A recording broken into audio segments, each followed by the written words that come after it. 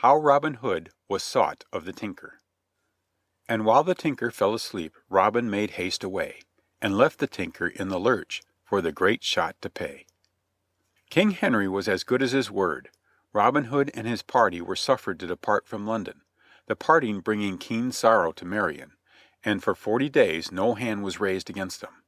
But at the end of that time the royal word was sent to the worthy sheriff at Nottingham that he must lay hold upon the outlaws without further delay, as he valued his office. Indeed, the exploits of Robin and his band, ending with the great tourney in Finsbury Field, had made a mighty stir through all England, and many there were to laugh boldly at the Nottingham official for his failures to capture the outlaws. The sheriff thereupon planned 3 new expeditions into the greenwood, and was even brave enough to lead them, since he had 15 score men at his beck and call each time. But never the shadow of an outlaw did he see, for Robin's men lay close, and the sheriff's men knew not how to come at their chief hiding place in the cove before the cavern. Now the sheriff's daughter had hated Robin Hood bitterly in her heart ever since the day he refused to bestow upon her the golden arrow, and shamed her before all the company. His tricks also upon her father were not calculated to lessen her hatred, and so she sought about for means to aid the sheriff in catching the enemy. "There is no need to go against this man with force of arms," she said. "We must meet his tricks with other tricks of our own." "Would that we could," groaned the sheriff. "The fellow is becoming a nightmare unto me." "Let me plan a while," she replied. "Belike I can cook up some scheme for his undoing."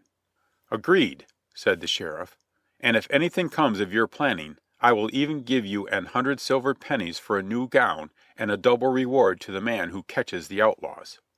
Now upon that same day, while the sheriff's daughter was racking her brains for a scheme, there came to the mansion house a strolling tinker named Middle, a great gossip and braggart. And as he pounded away upon some pots and pans in the scullery, he talked loudly about what he would do if he once came within reach of that rascal Robin Hood. "It might be that this simple fellow could do something through his very simplicity," mused the sheriff's daughter, overhearing his prattle. "Odds bodkins, 'twill do no harm to try his service, while I bethink myself of some better plan." And she called him to her, and looked him over. A big brawny fellow enough, with an honest look about the eye, and a countenance so open that when he smiled his mouth seemed the only country on the map. "I am minded to try your skill at outlaw catching," she said, "and will add goodly measure to the stated reward if you succeed. Do you wish to make good your boasted prowess?" The tinker grinned broadly. "Yes, your ladyship," he said. "Then here is a warrant made out this morning by the sheriff himself. See that you keep it safely and use it to good advantage." And she dismissed him. Middle departed from the house mightily pleased with himself and proud of his commission. He swung his crab-tree staff recklessly in his glee, so recklessly that he imperiled the shins of more than one angry passer-by, and vowed he'd crack the ribs of Robin Hood with it, though he was surrounded by every outlaw in the whole greenwood. Spurred on by the thoughts of his own coming bravery, he left the town and proceeded toward Barnesdale. The day was hot and dusty, and at noontime he paused at a wayside inn to refresh himself. He began by eating and drinking and dozing in turn, then sought to do all at once. Mine host of the Seven Does stood by, discussing the eternal Robin with a drover. "Folk do say that my lord sheriff has sent into Lincoln for more men at arms and horses, and that when he has these behind him, he'll soon rid the forest of these fellows." "Of whom speak you?" asked the tinker, sitting up. "Of Robin Hood and his men," said the host. "But go to sleep again. You will never get the reward." "And why not?" asked the tinker, rising with great show of dignity. "Where our sheriff has failed, and the stout Guy of Gisborne, and many more beside, it behoves not a mere tinker to succeed." The tinker laid a heavy hand upon the innkeeper's fat shoulder and tried to look impressive. "This is your reckoning, host, upon the table. I must even go upon my way, because I have more important business than to stand here gossiping with you. But be not surprised if, the next time you see me, I shall have with me no less person than Robin Hood himself." and he strode loftily out the door and walked up the hot white road towards Barnesdale. He had not gone above a quarter of a mile when he met a young man with curling brown hair and merry eyes. The young man carried his light cloak over his arm because of the heat, and was unarmed save for a light sword at his side. The newcomer eyed the perspiring tinker in a friendly way, and seeing he was a stout fellow, accosted him. "Good day to you," said he. "Good day to you," said the tinker, "and a morrow less heating." "Aye," laughed the other. "Whence come you? And know you the news?" "What is the news?" said the gossipy tinker, pricking up his ear. "I am a tinker by trade, Middle by name, and come over against Banbury." "Why, as for the news," laughed the stranger, "I hear that 2 tinkers were set in the stocks for drinking too much ale and beer." "If that be all your news," retorted Middle, "I can beat you clear to the end of the lane." "What news have you? Seeing that you go from town to town, I ween you can outdo a poor country yokel at tidings." "All I have to tell," said the other, "is that I am especially commissioned," he felt mightily proud of these big words, "especially commissioned to seek a bold outlaw which they call Robin Hood." "So," said the other, arching his brows. "How especially commissioned?"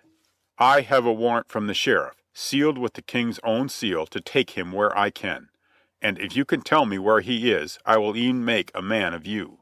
"Let me see the warrant," said the other, "to satisfy myself if it be right, and I will do the best I can to bring him to you." "That will I not," replied the tinker. "I will trust none with it, and if you'll not help me to come at him, I must forsooth catch him by myself." And he made his crabtree staff whistle shrill circles in the air. The other smiled at the tinker's simplicity, and said, "The middle of the road on a hot July day is not a good place to talk things over. Now, if you're the man for me and I'm the man for you, let's go back to the inn just beyond the bend of road and quench our thirst and cool our heads for thinking." "Marry, come up," quoth the tinker. "That I will. For though I've just come from there, my thirst rises mightily at the sound of your voice." So back he turned with the stranger and proceeded to the Seven Does.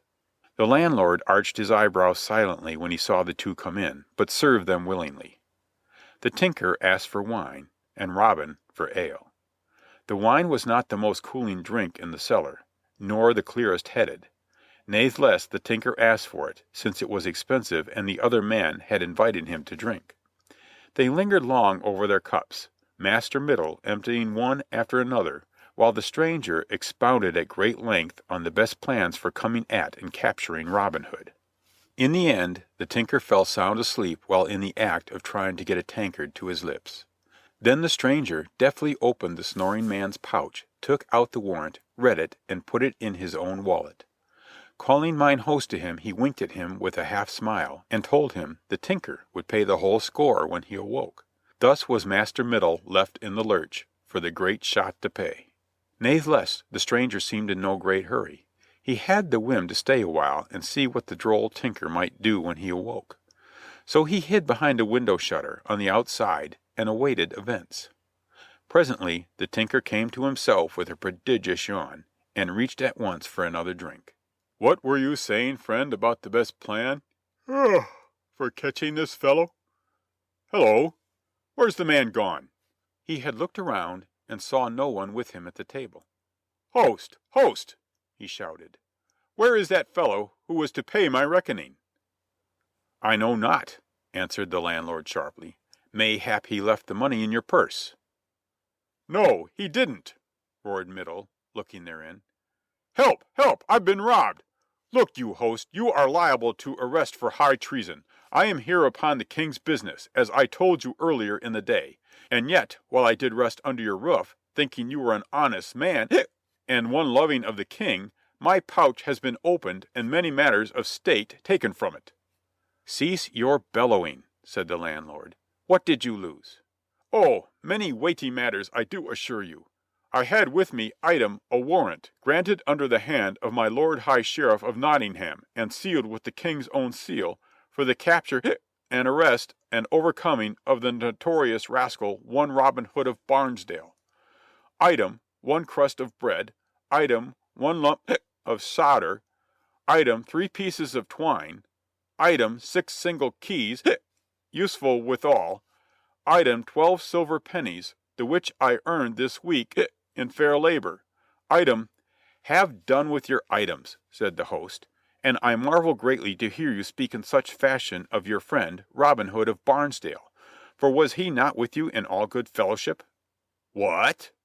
That Robin Hood? Gasped Middle with staring eyes. Why did you not tell me? Faith, I saw no need of telling you. Did you not tell me the first time you were here today that I need not be surprised if you came back with no less person than Robin Hood himself? Jesu, give me pardon, moaned the tinker. I see it all now. He got me to drinking and then took my warrant and my pennies and my crust. Yes, yes, interrupted the host. I know all about that. But pay me the score for both of you. But I have no money, gossip. Let me go after that vile bag of bones, and I'll soon get it out of him. Not so, replied the other. If I waited for you to collect from Robin Hood, I would soon close up shop. What is the account? Asked Middle. 10 shillings, just. Then take here my working bag and my good hammer too, and if I light upon that knave, I will soon come back after them. Give me your leathern coat as well, said mine host. The hammer and bag of tools are as naught to me. Gray mercy, cried Master Middle, losing what was left of his temper. It seems that I have escaped one thief only to fall into the hands of another. If you will but walk with me out into the middle of the road, I will give you such a crack as shall drive some honesty into your thick skull. You are wasting your breath and my time, retorted the landlord. Give me your things and get you gone after your man, speedily. Middle thought this to be good advice, so he strode forth from the Seven Does in a black mood. Ere he had gone half a mile, he saw Robin Hood walking demurely among the trees a little in front of him. Ho there, you villain, roared the tinker. Stay your steps. I am desperately in need of you this day. Robin turned about with a surprised face. What knave is this, he asked gently, who comes shouting after me?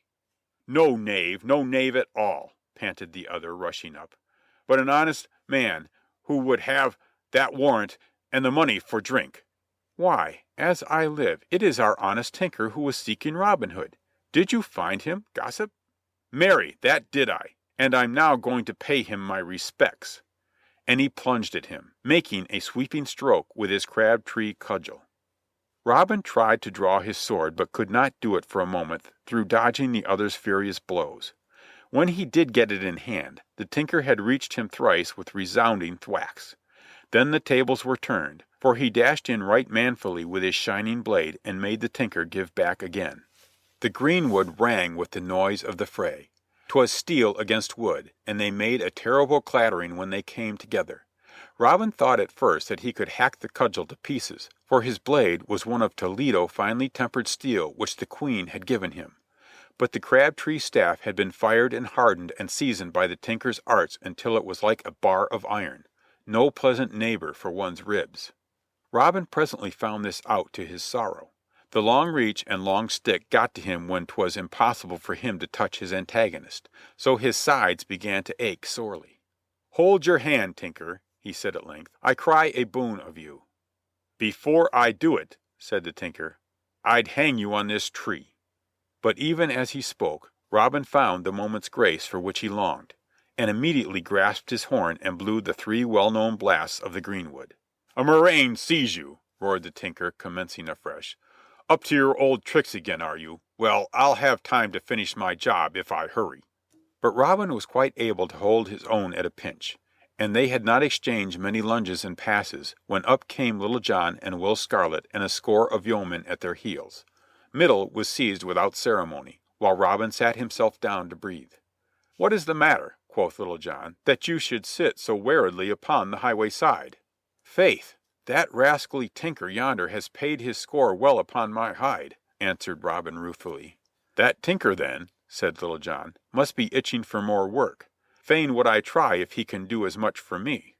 Or me, said Will Scarlet, who, like Little John, was always willing to swing a cudgel.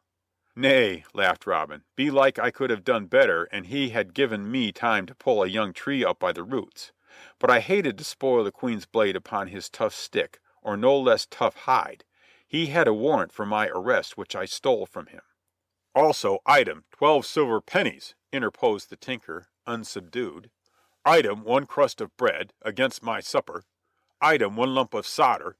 Item, 3 pieces of twine. Item, 6 single keys. Item—" "Yes, I know," quoth the merry Robin.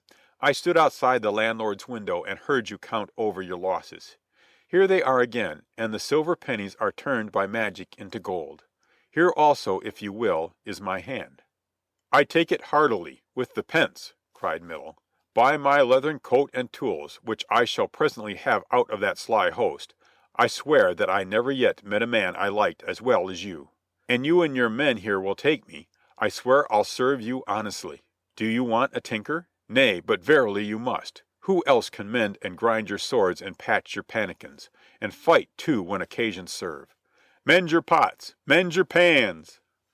And he ended his speech with the sorniest cry of his craft. By this time the whole band was laughing uproariously at the tinker's talk. "What say you, fellows?" asked Robin. "Would not this tinker be a good recruit?" "That he would," answered Will Scarlet, clapping the new man on the back. "He will keep Friar Tuck and Much the miller's son from having the blues." So amid great merriment and right good fellowship the outlaws shook Middle by the hand, and he took oath of fealty, and thought no more of the Sheriff's daughter. So ends chapter 14. How Robin Hood was tanned of the tanner.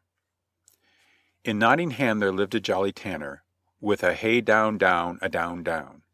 His name was Arthur à Bland. There never was a squire in Nottinghamshire dare bid bold Arthur stand. And as he went forth in a summer's morning, with a hey down down a down down, to the forest of merry Sherwood to view the red deer that range here and there he met with bold Robin Hood. The Sheriff's daughter bided for several days in the faint hope that she might hear tidings of the prattling tinker. But never a word heard she, and she was forced to the conclusion that her messenger had not so much as laid eyes upon the outlaw. Little recked she that he was, even then, grinding sword points and sharpening arrows out in the good greenwood, while whistling blithely or chatting merrily with the good Friar Tuck. Then she bethought herself of another good man, one Arthur à Bland, a tanner who dwelt in Nottingham town and was far famed in the tourneys round about. He had done some pretty tricks at archery, but was strongest at wrestling and the quarterstaff. For 3 years he had cast all comers to the earth in wrestling, until the famous Eric a Lincoln broke a rib for him in a mighty tussle. Howsoever, at quarterstaff he had never yet met his match, so that there was never a squire in Nottinghamshire dare bid bold Arthur stand. With a long pike staff on his shoulder, so well he could clear his way, that by 2 or 3 he made men flee, and none of them could stay. Thus at least runs the old song which tells of his might. "This is just the man for me," thought the Sheriff's daughter to herself, and she forthwith summoned him to the mansion house and commissioned him to seek out Robin Hood. The warrant was quite to Arthur's liking, for he was happiest when he was out in the forest taking a sly peep at the King's deer, and now he reckoned that he could look at them boldly, instead of by the rays of the moon. He could say to any King's forester who made bold to stop him, "I am here on the King's business."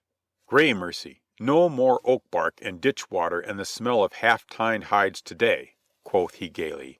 "I shall e'en see what the free air of heaven tastes like, when it sweeps through the open wood." So the tanner departed joyfully upon his errand, but much more interested in the dun deer of the forest than in any two-legged rovers therein. This interest had, in fact, caused the foresters to keep a shrewd eye upon him in the past, for his tannery was apt to have plenty of meat in it that was more like venison than the law allowed. As for the outlaws, Arthur bore them no ill will. Indeed, he had felt a secret envy in his heart of their free life. But he was not afraid to meet any 2 men who might come against him. Natheless, the Sheriff's daughter did not choose a very good messenger, as you shall presently see. Away sped the tanner, a piece of bread and some wine in his wallet, a good longbow and arrows slung across his shoulder, his stout quarterstaff in his hand, and on his head a cap of troubled rawhide, so tough that it would turn the edge of a broadsword.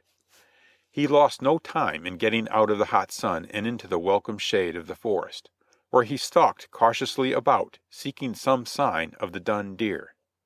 Now it so chanced that upon that very morning Robin Hood had sent Little John to a neighboring village to buy some cloth of Lincoln green for new suits for all the band.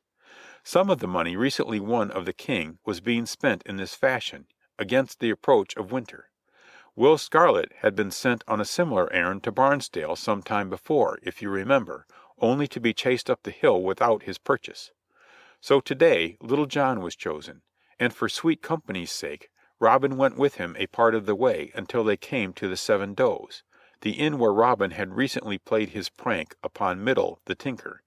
Here they drank a glass of ale, to refresh themselves withal, and for good luck, and Robin tarried a bit while Little John went on his errand. Presently Robin entered the edge of the wood, when whom should he see but Arthur a Bland, busily creeping after a graceful deer that browsed alone down the glade. "Now, by Saint George and the Dragon," quoth Robin to himself, "I much fear that yon same fellow is a rascally poacher come after our own and the King's meat." For you must know, by a curious process of reasoning, Robin and his men had hunted in the royal preserve so long that they had come to consider themselves joint owners to every animal which roamed therein. "Nay," he added, "this must be looked into. That cowskin cap in sooth must hide a scurvy varlet." And forthwith he crept behind a tree, and thence to another, stalking our friend Arthur as busily as Arthur was stalking the deer. This went on for quite a space, until the Tanner began to come upon the deer and draw his bow in order to tickle the victim's ribs with a cloth-yard shaft. But just at this moment Robin unluckily trod upon a twig which snapped and caused the Tanner to turn suddenly. Robin saw that he was discovered, so he determined to put a bold face on the matter and went forward with some smart show of authority. "Hold!" he cried. "Stay your hand! Why, who are you, bold fellow, to range so boldly here? In sooth, to be brief, ye look like a thief that has come to steal the King's deer." "Marry, it is scant concern of yours what I look like," retorted Arthur a Bland. "Who are you who speak so bravely?" "You shall soon find out who I am," quoth Robin, determining to find some sport in the matter. "I am a keeper of this forest. The King knows that I am looking after his deer for him, and therefore we must stay you." "Have you any assistance, friend?" asked the Tanner calmly, "for it is not one man alone who can stop me." "Nay, truly, gossip," replied Robin, "I have a good yew bow, also a right sharp blade at my side. Natheless, I need no better assistant than a good oak graff like unto yours. Give me a baker's dozen of minutes with it, and it shall pleasure me to crack that pate of yours for your sauciness." "Softly, my man, fair and softly. Big words never killed so much as a mouse, least of all yon deer which has got away while you were filling all the woods with your noisy breath. So choose your own playthings. For your sword and your bow I care not a straw, nor for all your arrows to boot. If I get but a knock at you, 'twill be as much as you'll need." "Now, by Our Lady, will you listen to the braggart?" cried Robin in a fine rage. "Marry, but I'll teach ye to be more mannerly." So saying, he unbuckled his belt, and flinging his bow upon the ground, he seized hold of a young sapling that was growing near by. His hunting knife soon had it severed and lopped into shape.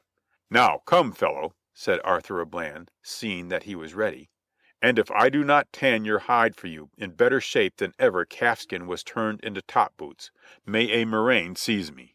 "Stay," said Robin. "Methinks my cudgel is half a foot longer than yours. I would have them of equal length before you begin your tanning." "I pass not for length," bold Arthur replied.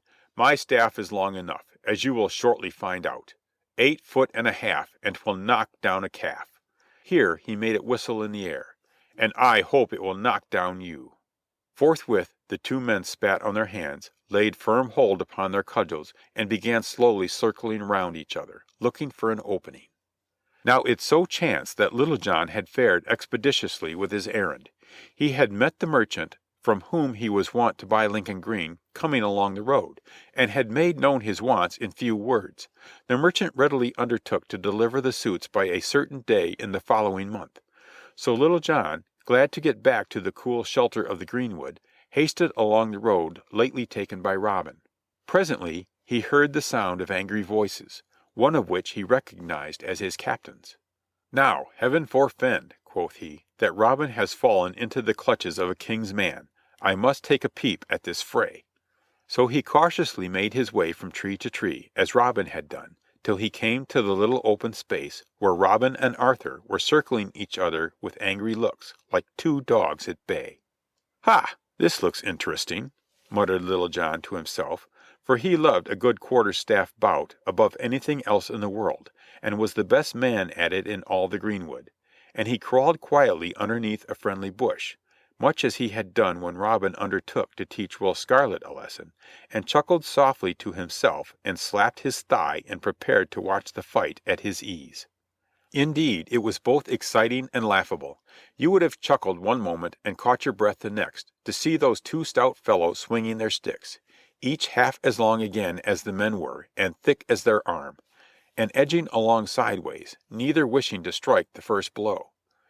At last Robin could no longer forbear, and his good right arm swung round like a flash. Ping! Went the stick on the back of the other's head, raising such a welt that the blood came. But the Tanner did not seem to mind it at all, for bing went off his own staff in return, giving Robin as good as he had sent. Then the little battle was on, and furiously it waged.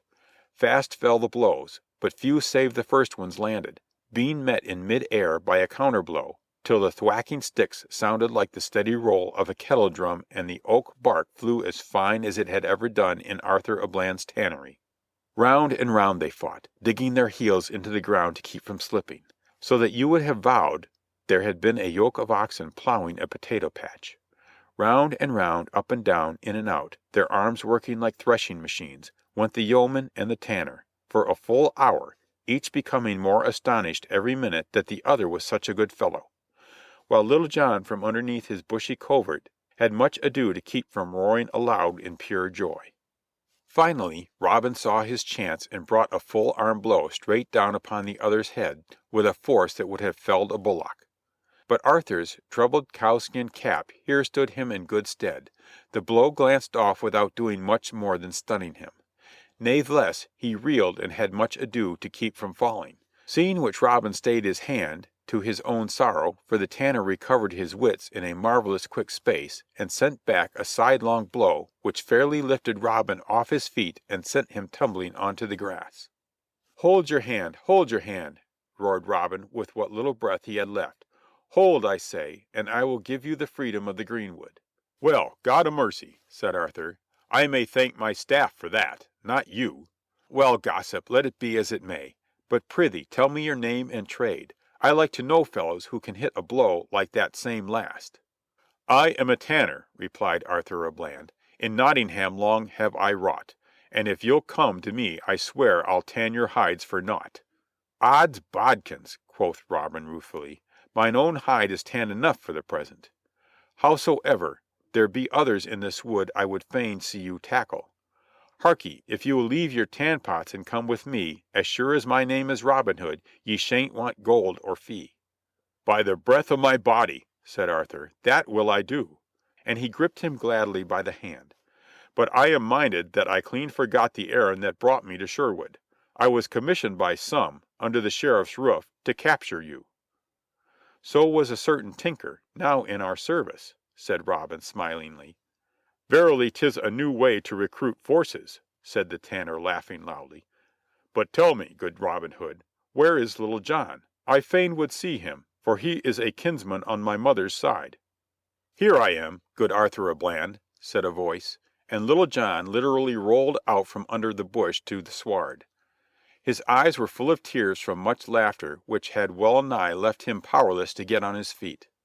As soon as the astonished tanner saw who it was, he gave Little John a mighty hug around the neck, and lifted him up on his feet, and the two pounded each other on the back soundly, so glad were they to meet again. "Oh, man," said Little John, as soon as he had got his breath, "never saw I so fine a sight in all my born days. You did knock him over like as he were a ninepin." "And you do joy to see me thwacked about on the ribs?" asked Robin with some choler. "Nay, not that, master," said Little John, But 'tis the second time I have had special tickets to a show from beneath the bushes, and I cannot forbear my delight. Howsoever, take no shame unto yourself, for this same Arthur a Bland is the best man at the quarterstaff in all Nottinghamshire. It commonly takes 2 or 3 men to hold him." "Unless it be Eric o' Lincoln," said Arthur modestly, "and I well know how you paid him out at the fair." "Say no more," said Robin, springing to his feet, "for well I know that I have done good business this day, and a few bruises are easy payment for the stout cudgel I am getting into the band. Your hand again, good Arthur a Bland. Come, let us after the deer of which I spoiled your stalking." "Right gladly," quoth Arthur. "Come, cousin Little John, away with vats and tan bark and vile smelling cowhides. I'll follow you two in the sweet open air to the very ends of earth." So ends chapter 15.